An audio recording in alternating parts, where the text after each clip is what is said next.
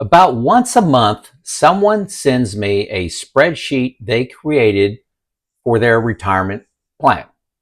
These are very smart, talented people. Quite frankly, I think most of them are engineers or accountants.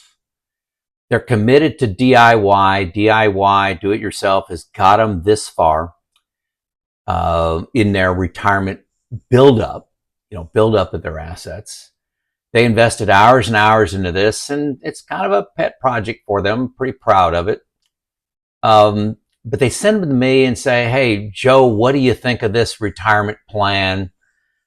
And I look at it. This is the drill. I look at it for about 15 minutes. I go in and try to, just what jumps out at me. They have an example in there. A lot of cells, a lot of numbers. Um, Very few graphs, just as a summary statement. And I tend to have the same feedback for these individuals. So, if people are bold enough to send me a software package of something that, not a software package, a spreadsheet that they created, and, I figure it's worth my time to look at and be candid with them. But for every one person that sends me one of those, there's 100,000 people that are working off spreadsheets themselves, and I thought could benefit from a video where I've, look at these spreadsheets and say, how does that compare to an alternative? So here's what I tell them. This is a quote from the last email I sent. This is very well done and covers many issues you're going to face in retirement. Perhaps with more development and some features added, this can become a great tool for you. Right now, I believe it falls short, and I got 13 points that I want you to consider. Any one of these concerns is reason to have concern for your retirement plan. Any one of these. So, if you get 12 out of 13, that's not good enough, okay? You don't want to make a mistake from poor planning in your retirement. Okay, let's just jump right into these. And these are not in order. They're in order of the email I sent, but not in any order of importance. Number one, expenses are a central part of retirement planning. For my plan, I use a base spend, like say $5,000 a month is, I'm going to adjust that for inflation. That's what I'm going to spend the rest of my life. And then I add go-go spending. I'm 61 now. I'm spending more money on travel and giving than I will probably once I reach 75 and start the slow go years from 75 to 80, and then 80 to, mortality I have as no-go spending, okay? So the base spending goes for the whole time, go-go for, another 14 years, and then slow no-go for about 5 years. Also, one-time expenses like cars, maybe it's an exotic vacation. You're going on a river cruise or something like that and going to spend a fortune. Home remodels, things like that, new furnace, new roof on the house. You heard me talk about these things. Most people in these spreadsheets just say, hey, I'm going to use the 4% rule and inflate that, for inflation, and just have that flat line spending. And nobody spends like that. Nobody nobody spends like that. You're able to put in flexible reality into your spending using a software package like Boldin, the one I use. Okay. Number two, visual tax planning. Everything is hidden in formulas. Yeah, then you can look at the numbers, but making and perhaps come up with an action you can take to optimize. But what about putting it on a chart, color coding it, and highlighting you can do better? This is an optimized plan. This is your current plan. This plan will mean $250,000 more at your mortality. This one will mean $200,000 less. Okay. Do you know your tax bracket in 10 years, 15 years at RMD time? Boldin has that all on a graph and tells you what changes to make specifically to the dollar and when. It has an optimizer for Roth conversions, and that really Roth conversion is just one tool to control your taxes. So that optimizer may tell you to take Social Security later so you can use money out of your IRA now. Even the timing of a one-time expense, hey, take that money in 2030 instead of 2031 because that's when Social Security kicks in. It's going to throw you up into a newer higher tax bracket. All of this is all visual, very obvious what to do by using a comprehensive software package like Boldin. IRMAA, I mentioned this earlier, I think, but that's the supplements you're going to pay for Social Security. That's Social Security, not Social Security. Drop that. It's your health insurance, your Medicare. Oh my gosh, it's hard being on video. Your supplements that you buy for like prescription drugs, doctor care, is income based. Boldin has an optimizer to optimize what your IRMAA payments are going to be, when to take money out of which funds to minimize your IRMAA. It's a big deal. Does your spreadsheet do that? I've never seen one do that. Never. Maybe yours does. Number 4, I like the Monte Carlo. Most of these homemade ones don't have a Monte Carlo. You can put it in there, but Monte Carlo, it's not perfect, but it's a relative number.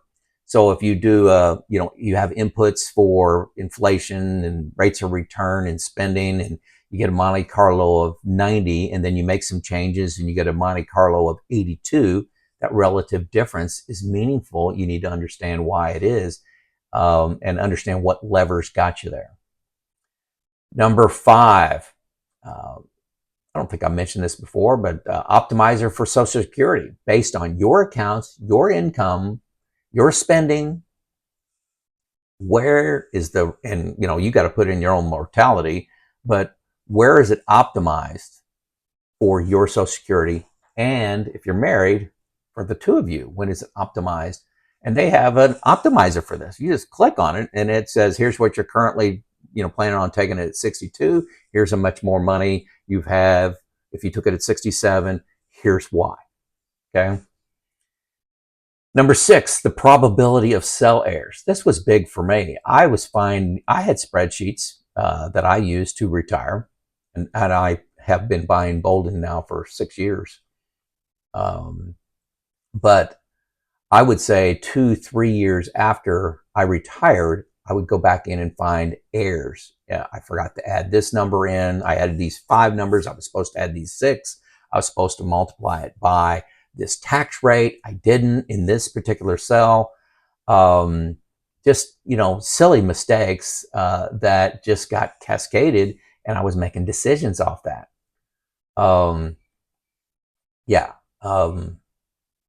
Problem.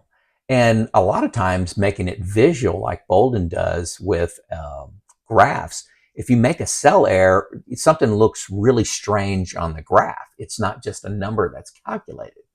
So you can find errors easier. Let's see, number 7, confidence. Confidence, I am convinced. Confidence is gained through external validation. The spreadsheet you made is yours. You created it. It's your baby. Are there any doubts that it's not perfect?